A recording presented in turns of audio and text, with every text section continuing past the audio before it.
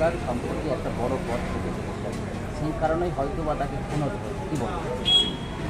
দুলাল সরকার একজন সাধারণ মানুষ ছিলেন। তিনি একজন বড় মাপের মালদা জেলার রাজনৈতিক ব্যক্তিত্ব ছিলেন। তার জীবনের উপর দিয়ে অনেক ধরনের রাজনৈতিক পদ দিয়েছে, সরকারি জনপ্রতিনিধির পদ দিয়েছে।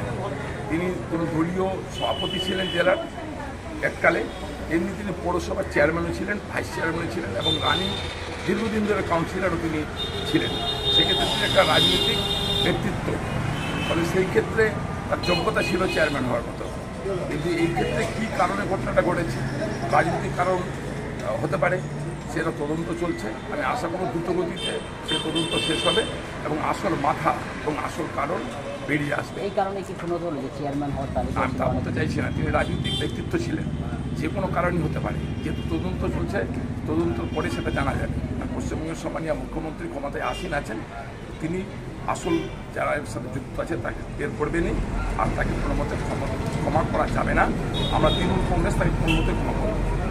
যদি প্রভাবশালী কোনো নেতা প্রভাবশালী না, যেই স্তরের নেতা হোক না কেন, তার চূড়ান্ত শাস্তির ব্যবস্থা পুলিশ না করলে তৃণমূল কংগ্রেস করবে।